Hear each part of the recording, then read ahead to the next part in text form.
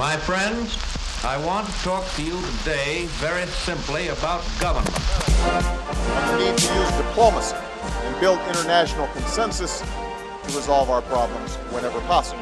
Our diplomats are working with a range of partners to strengthen human rights protections. This is not a time to undercut our diplomats. Hello, and welcome to Diplomatic Immunity. I'm Kelly McFarland, Director of Programs and Research at Georgetown's Institute for the Study of Diplomacy. Today's episode is another summer bonus, a conversation about back-channel diplomacy, where we take a dive into some of ISD's newest case studies in international affairs. Diplomatic back channels, conversations between representatives of different states that circumvent official channels of communication, are as old as diplomacy itself. Governments use back channels to approach particularly sensitive topics and to ease tensions on areas of long-standing disagreement or conflict. During the Obama administration, for example, the U.S. Iranian nuclear talks began as back channel discussions. To explore some examples of back channels in action, I spoke to two authors who have recently contributed new cases to ISD's library of over 250 case studies in diplomacy, Happymon Jacob and Rick Moss. Happymon Jacob is the author of our latest case study out this week, Case 356, the Kashmir Back Channel, India-Pakistan Negotiations on Kashmir from 2004 to 2007. His case looks at the secret negotiations between the two South Asian rivals over the hotly disputed territory of Kashmir, and the ultimate failure of those talks to produce a lasting agreement. Happymon is an associate professor in the Center for International Politics, Organization, and Disarmament in the School of International Studies at Nehru University in New Delhi.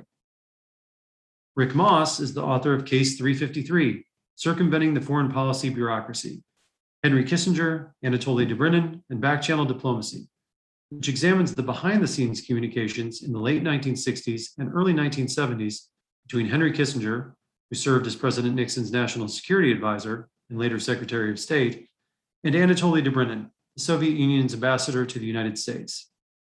Rick is an associate professor in the Russian Maritime Studies Institute at the U.S. Naval War College's Center for Naval Warfare Studies. In this episode, we explore some of the key features, including similarities and differences, of the two cases: the role of back-channel talks in insulating sensitive discussions from political pressure, compartmentalization of particular problems, the role of personalities, and the influence of domestic politics on national security negotiations. You can access both cases through the links in the show notes on the episode page. If you're an instructor interested in using these cases in a class you're teaching, you can sign up for an account with our faculty lounge to access all our cases for free. A link to sign up is also in the show notes. Or, even better yet, assign the podcast episode to your students to get them up to speed on back channels as part of a class on negotiation. We hope you enjoy the conversation and that you will take a moment to explore these case studies and the rest of our library in more depth. We'll be back on September 1st for the first episode of Season 3 of Diplomatic Immunity. So in the meantime, do visit our case studies website, casestudies.isd.georgetown.edu, and tell your friends and colleagues about the podcast so they too can tune in for the new season.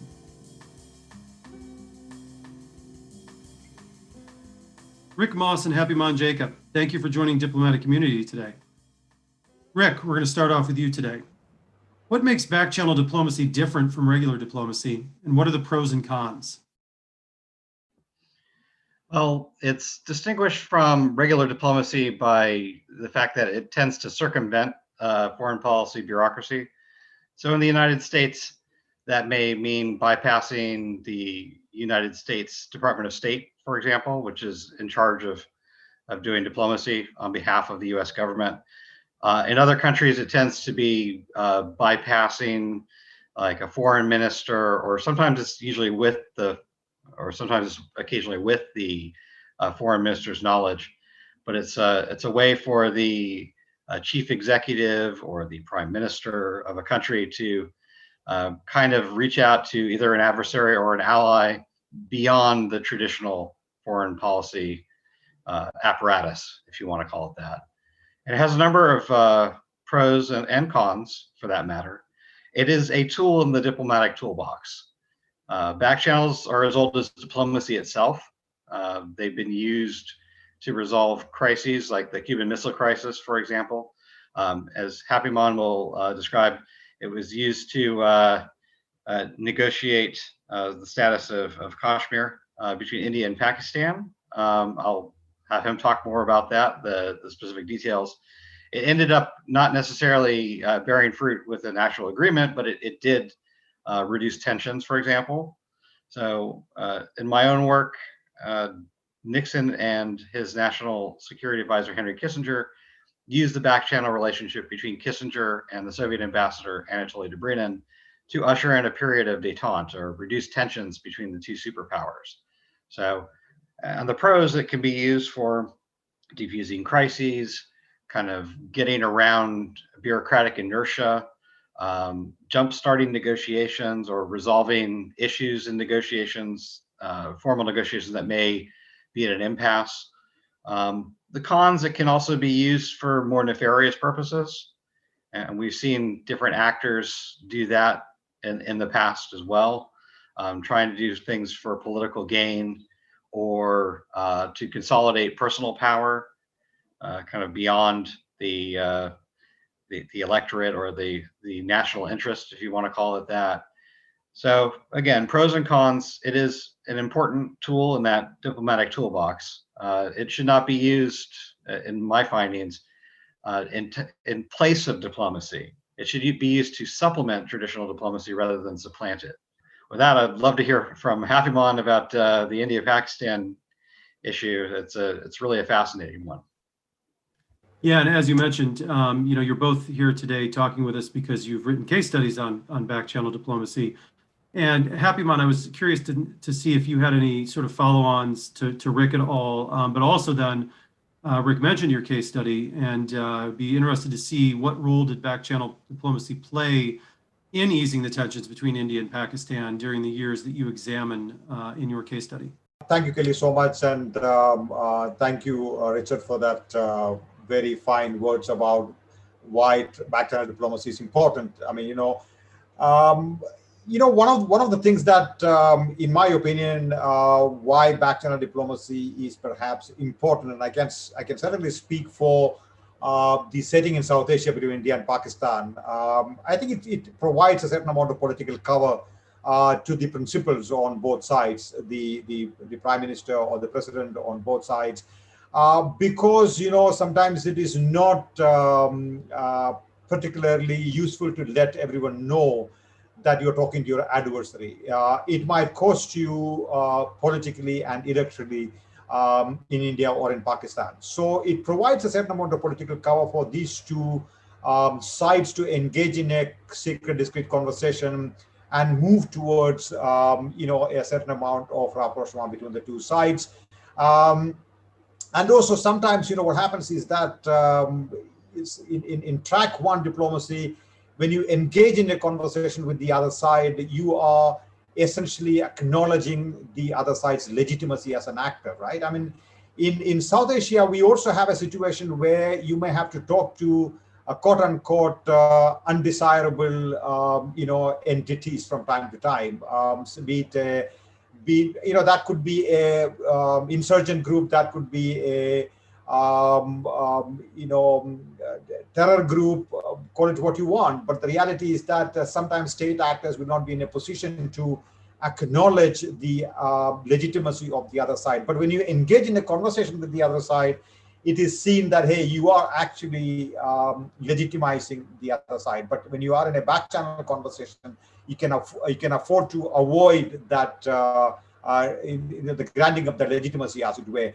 And finally, perhaps before I move on to the specific question, I think the fact that you can engage in a conversation with the other side without any preconditions, I think that's very, very important, because when you engage in a conversation with the other side with preconditions, there are all kinds of associated issues, from sunk costs to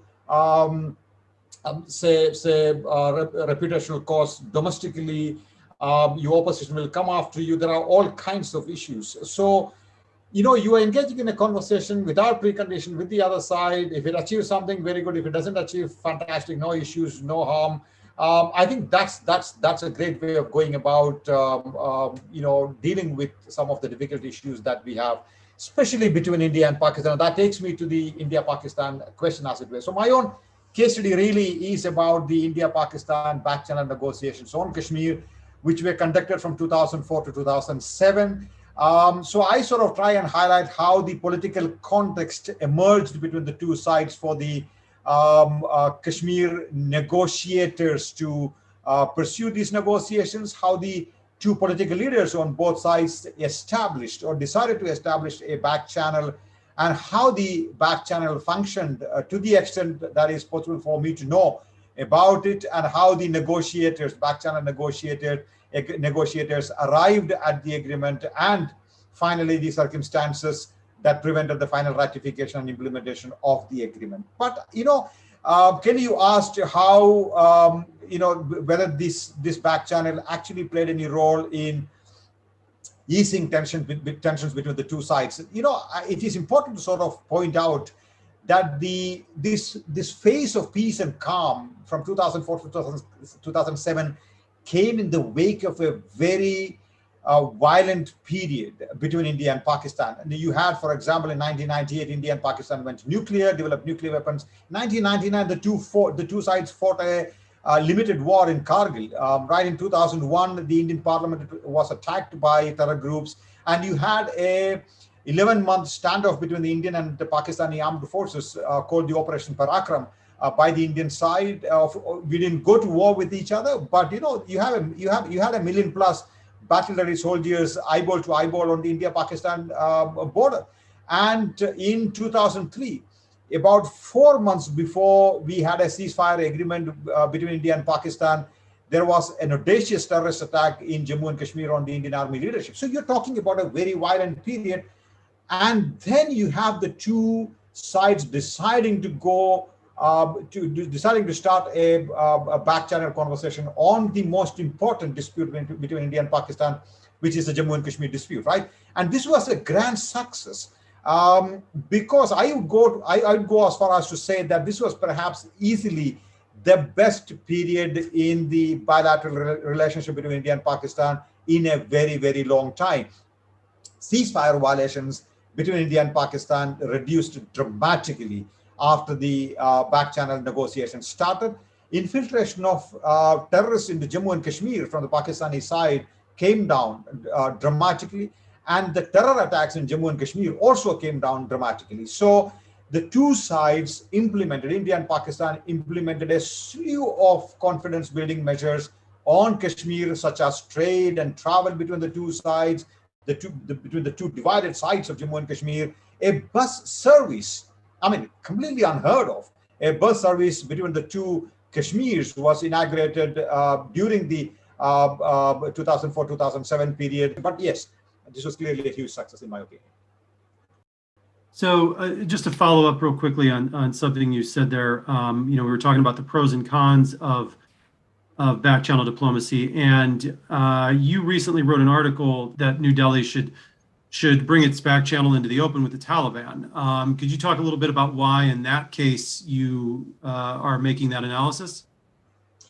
That's right. I think the reason why I argue that India should perhaps choose open track one talks with the Taliban rather than just back channel conversation with the Taliban at this point of time is for a variety of reasons. Number one, India has been engaging the Taliban in the back channel for some time now, at least 3 to 4 years in my sort of estimation, number one. And it is perhaps the opportune time to sort of take that back channel conversation to the front channel, number one. Number two, everyone, including the Afghan government, perhaps is engaging the Taliban in their front channel conversations. The Americans, the Pakistanis, the Chinese, the Russians, the Afghans, everyone.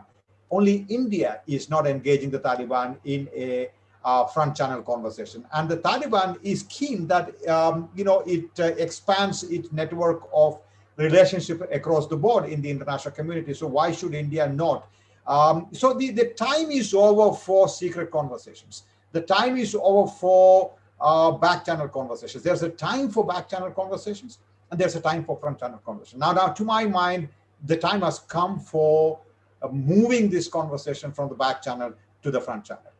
We gave each one of you copies of the other's case study to kind of peruse before our meeting today. And Rick, we're going to put you on the spot first, but could you give us just your sort of take on, after taking a look at what Happymon wrote, some of your thoughts on the major similarities and differences between the two episodes that we see in these case studies?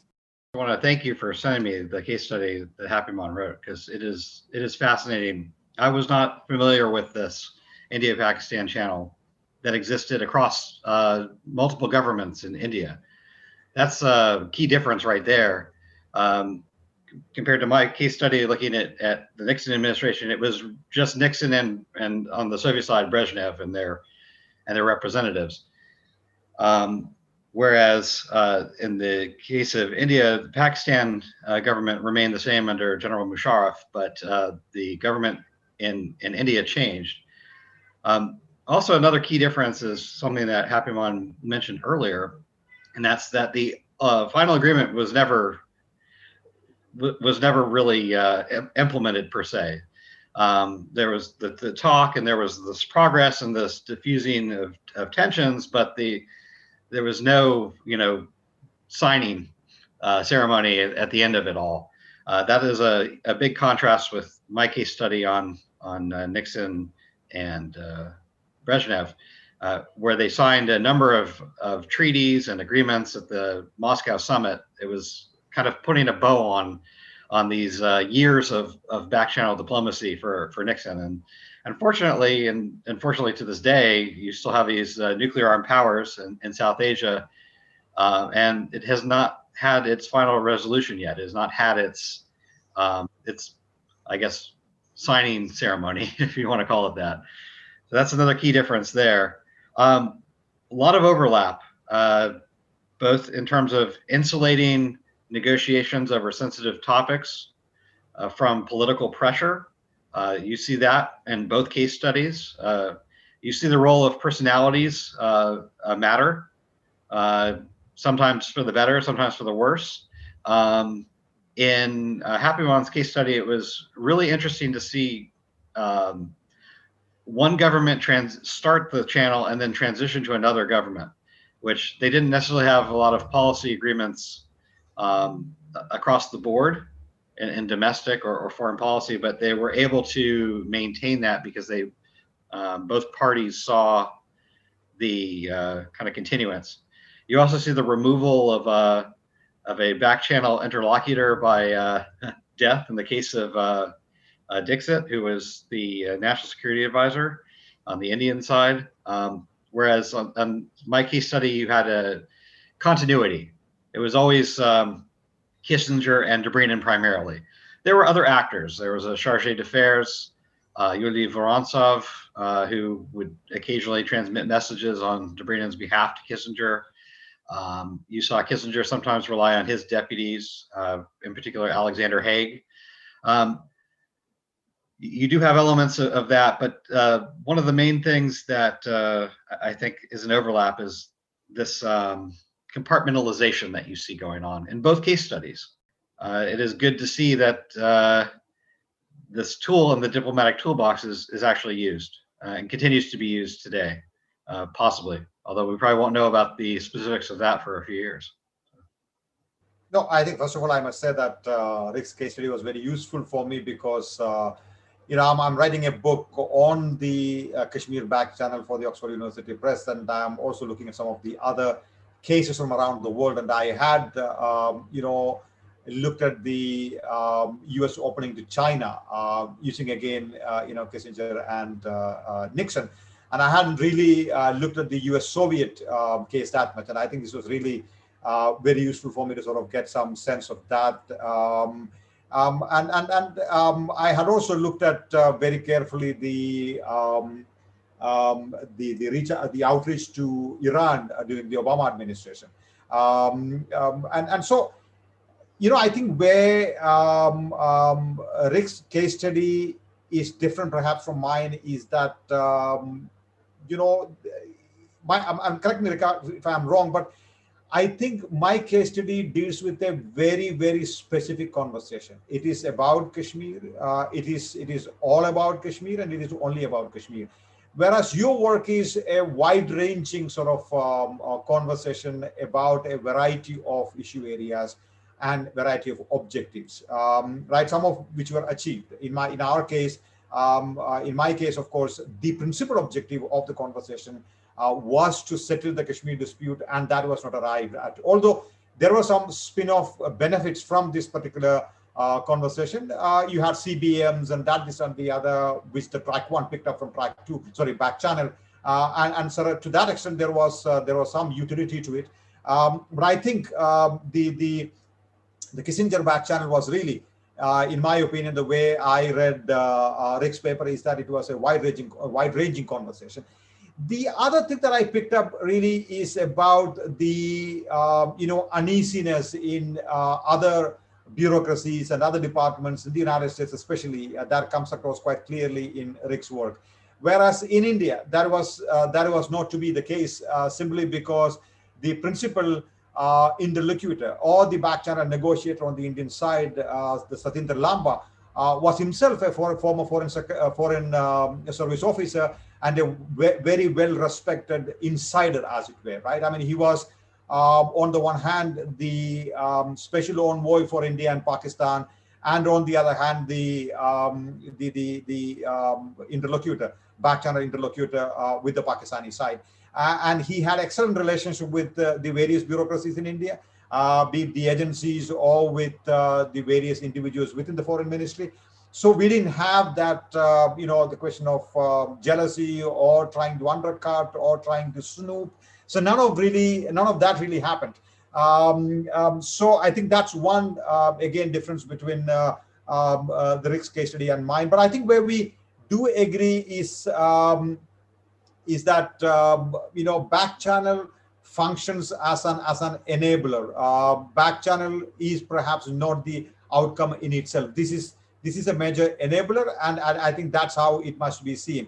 And I couldn't agree more with him on the personality factor. I mean, at the end of the day, we have a different government today under Narendra Modi, he has a different politics, he has a different ideology, and he has a different personality. So he has not appointed a back channel interlocutor for Pakistan. We do have occasional back channel conversations with the Pakistani side, but there is no dedicated channel at this point of time. These are conversations in fits and starts, and they happen, and then they are closed down after a couple of weeks or months, and so there's no regularity to it. But the kind of people that you choose is very, very important, and how close they are and how clued in they are to their respective ministries or departments, or more importantly to the prime minister or president in question, is very important. If you don't have the imprimatur of your president or prime minister, this is simply not going to happen. And for that trust to be there, they have to be pretty close to the principles, as it were. I think this is the case study by Rick is very useful for me for my own future work, as it were. There are, of course, some differences and similarities, but excellent work, Rick. I just want to follow up briefly on a couple of points you made, but it is, you mentioned the idea of the sort of the tension between the Nixon White House and the bureaucracies, especially the State Department. It's important to note that the title of Rick's case study is Circumventing the Foreign Policy Bureaucracy, and Rick can you can correct me if I'm wrong on this, Rick, but I would say that tying back to this issue of personalities and how important they are in this, I think one of the main, if not the main reason that Nixon and Kissinger set up this back channel is because of their personalities and the way they looked at the State Department and the larger bureaucracy of government, and wanted to be able to sort of handle this in-house without involving the bureaucracy. But I also think it's interesting, and both of you mentioned sort of the different scope, or Happymon, you mentioned the different scope of the two different cases, where Rick's looks at sort of, there's all kinds of back channels and they used back channels all over the place. they talked with the Soviets about a number of different issues, not just arms control. And on yours, it's looking just at the Kashmir issue, and I think that demonstrates the flexibility of back channels and how they can be used to look at one specific issue, or they can be more broad across an administration to another administration or regime or whatever type of government you're dealing with. So moving on to our final question, though, and you both briefly kind of touched on some of this, but just to kind of dig deeper into this a little bit, what do you see as sort of applicable lessons from the two case studies that could be applied in other contexts? For instance, I mean, the Kashmir one makes sense to talk about future Kashmir talks per se. Rick, obviously we've had the Iran negotiations and arms control negotiations since then, and the back channel that started that. We need to do something more on Russia again with New START and things like that. And there's been talk about U.S.-China arms control talks and everything. So what do you guys think are applicable lessons that we could take for administrators moving forward? I think the point that Happymon mentioned about the imprimatur of the president or the prime minister, that's the fundamental point. Like in dancing, for back channel diplomacy, it takes two to tango. And Kissinger needed to have the authority from Nixon to be able to do this, the same way that negotiators need to do that for Iran or Russia today, or India, or between India and Pakistan. It does need that blessing from the powers that be, because ultimately, if you are circumventing a foreign policy bureaucracy, there are potential issues that will arise, and you're going to need kind of top cover. But back channels, again, they have a range of issues. I don't see something as comprehensive as what Kissinger did. He had so many different back channels going that occasionally they were at cross purposes. And the great example is also something that Happymon mentioned, and that's in the case study, is the opening to China.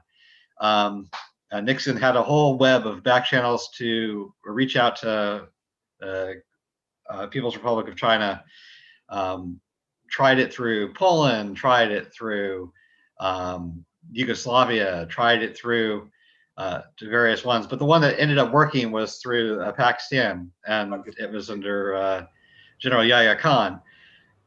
So again, it kind of needs to be received on both ends for something to happen there. But the China channel and the Soviet channel kind of got crosswired over South Asia, because there was a war between India and Pakistan at the end of 1971. So Pakistan had been the agent that had facilitated the rapprochement between the U.S. and the PRC, and at the same time, Nixon wanted to back Yahya because he trusted him. He did not trust India and Indira Gandhi. So you have a bunch of potential for conflict. So I guess, in addition to two to tango, you need to take a step back and look for unintended consequences or complications. Happymon's case study is really good, as you mentioned, Kelly. It was focused on one particularly thorny issue. It had other benefits, but it was hyper-focused. And when you move beyond that kind of hyper-focus, you introduce potential complications that are beyond your control. So maybe that would be kind of the corollary, is try to keep back channels more focused on attainable, discrete goals. Thanks. Happymon? Right. Before I sort of talk very specifically about the question that you asked, I just want to sort of bring in this issue of trust and secrecy and personality once again into the conversation. I mean, mine is unlike the case that Rick is looking at. Mine is a very contemporary sort of case study, right? I mean, most of these guys are alive, and they are still talking about things and writing about stuff and all of that. So I need to be extremely careful about who to court and how to court, and they're very careful about whether or not they want to talk to me. And I'm really talking to people on both sides of a divide that is not very friendly with each other, right? I mean, India and Pakistan are not the best of friends even today. But what is interesting to note is that, I mean, I have not managed to talk to the two principal interlocutors yet. I'm trying to talk to them because my book is still in the writing process. And when I reach out to these guys, one of the things that they say is that, listen, we gave a commitment to our the prime minister / president not to reveal this unless and until there is a conclusion to the talks, as it were, which is basically the Kashmir dispute be settled as a result of the negotiations. They think that there is a possibility that this formula that they were discussing in the back channel would be revived at some point of time by a later government. And even today, they are unwilling to talk about it because they think that they gave a commitment of secrecy to their prime minister / president, and therefore they cannot talk to a author about it. Now, for me, this is a very interesting universe, as it were. I mean, this ecosystem where there is secrecy, there is trust, and there is all these personalities who are close to their respective leaderships, etc. I think, and I understand why they are saying what they are saying. They're saying because the deal is not dead yet. Unlike in Rick's case, where he's looking at what happened in the 1970s, I'm looking at a case that is current, contemporary, and live. 5 years from here, people may actually pick up this case and say, all right, they discussed this, and the two governments have the details of that discussion, and they may come back and say, all right, we need to talk about it, and we need to perhaps put that into action. But anyway, let me come back to the question that you asked, Kelly. And I think this was a unique experiment in the history of India-Pakistan diplomacy, and despite the political vision behind it, the well-planned and discreet nature of the negotiations, and the deal was never signed or implemented, and therefore it is unclear today whether the deal would have been implemented had it been adopted, and whether it would have been sustainable had it been implemented over time. Because you had a military dictator in Pakistan, you had an elected government in India, so it is not clear whether or not the deal would have really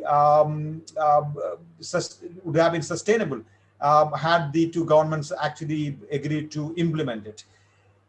In my reading of my own case study and Rick's case study, it tells me that back channel diplomacy, the various aspects of back channel diplomacy, and Rick's case actually goes into some of these questions as to what is back channel diplomacy and what are some of the merits of it, what are some of the cons of it, etc., etc. This actually offers a useful template to negotiate politically challenging conflicts around the world, right? I'm in my own book that I'm writing today. I'm looking at the use of back channel diplomacy in other settings to compare and contrast the case that I'm sort of looking at. I think the settings differ, but the general utility of back channel diplomacy is very clear, at least to me, and I think that's very clear in Rick's case also. I think one thing that I haven't really come across in all the cases that I have sort of looked at very carefully, be it the Iran-US negotiations, China-US negotiations, U.S.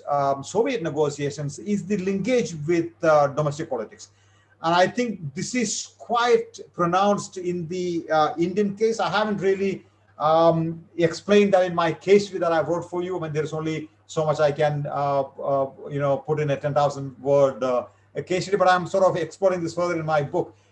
That is, there is a clear link. There is a reason why, there's a domestic political reason why back channel diplomacy is used, at least in the India-Pakistan setting, because you can't be seen as talking to Pakistan, or you can't be seen as talking to Kashmiri dissidents, and therefore you use a secret channel to talk to, say, people who you can't be seen talking to, or people who you should not be talking to at this point of time. And perhaps that also was also case in the late 1960s and 1960s and 1970s between the United States and Soviet Union. But Rick can talk about that more. But I think the general principles, the general utility of back channel diplomacy is right there for everyone to see. And this can be, while settings may differ, I think this can be used in various cases in different shapes and forms. Henry Kissinger is still alive and well. So talking about participants, and he'll weigh in on whatever issue in foreign policy is out there. One thing I didn't mention was the Nixon administration felt itself plagued by leaks, and they felt that the leaks were originating in the Departments of State and Defense. So that was among the reasons why they went to these back channels in the first place, to try to bypass and prevent the State Department and Department of Defense from knowing kind of what was going on. So they could do what Nixon actually wanted, and less about the negotiations between the various interagency, shall we say. So leaks were a problem. But as time went on, Nixon became almost obsessed with them. And the release of the Pentagon Papers in 1971 really set that off, because that happened incidentally within a month of the secret opening to China that had not been advertised at that point. So Nixon and Kissinger and folks in the White House were very concerned that that was going to be spoiled as a result of leaks. And they were worried about domestic politics as well. It turned out that those concerns ended up being a little bit misplaced, because like Spock said in Star Trek 4, only Nixon could go to China. It took someone with that conservative red baiting background to be able to credibly open to China and still kind of preserve support. So there is always an element of domestic politics involved. And Nixon also believed in the use of the back channels to try to achieve these victories kind of behind closed doors. And then once they're achieved, you can do the big signing ceremony. You can do the summit meeting, shaking the hands of Mao Zedong or Leonid Brezhnev or other world leaders. And that makes you look like a leader.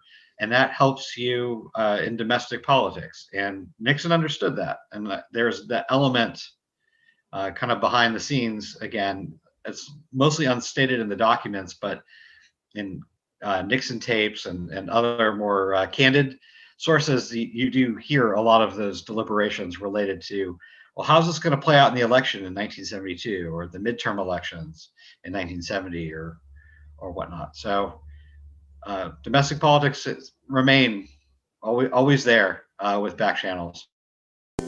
Well, thank you very much to both of you, Rick and Happymon. And for those of you, this is a podcast, so nobody was able to see us, but we did get a visit from Rick's cat. So thanks to the cat for making a visit as well. And Happymon, I would like to point out, you'll have to keep us posted on how the book progresses down the line, so we can let our listeners know and plug that for you. But also, I highly recommend Rick's full book. His case study is taken from his book, but he wrote a whole book on this where he delves into all of this in a lot more detail. So, Rick, what's the full title of your book?